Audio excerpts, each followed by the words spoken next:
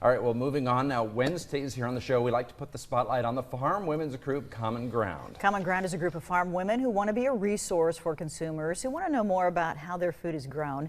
Joining us now is Common Ground volunteer Karol Swan. Carol, nice to see you. Always great to have you here. Oh, it's good to be here. Always good. I like the new shirts that Common Thank you. Ground Aren't those pretty? Very nice. Yeah, I like it. Very colorful. Orange very nice. is great. Yeah.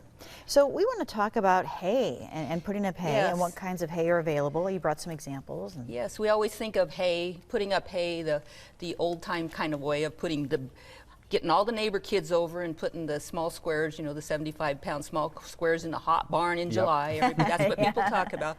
Well, in today's world, they still do that, but we put up a tremendous amount of hay in Nebraska.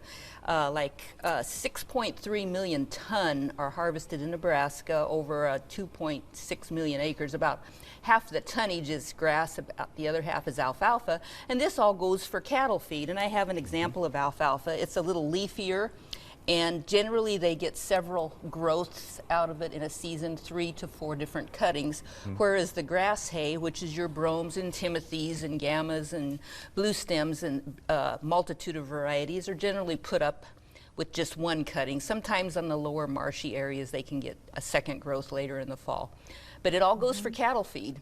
And my Columbus man, he said it takes, for winter feed, it takes 1 round bale will feed 40 cows for 1 day. Wow. So if you think of that, do your math, a tremendous amount of hay for, you know, a 90 or even 120-day wintertime feeding period, depending on your ground cover and how many corn stalks you have.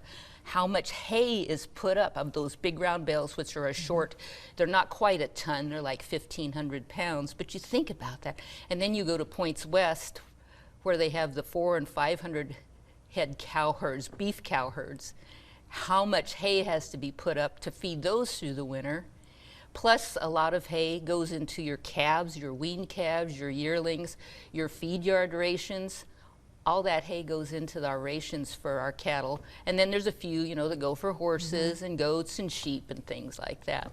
And again, this is the alfalfa. That's the alfalfa. It's got a blooms on it and some more rounded type leaves on it. And actually, alfalfa is called a legume, so it rejuvenates the soil for nitrogen.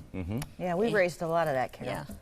That's really amazing to think about that, and I think that's something consumers maybe don't think about, is the amount of work that goes into raising the hay, getting it put away and stored for the winter. Yeah, and just to think about it, 6.3 million ton is harvested, so you back that off to how many round bales that would kind of be equivalent to, and it's just like unfathomable. Really. All for the cattle, so they can feed cattle. Really, yeah, Great. excellent. Well, thanks for telling us all about that today.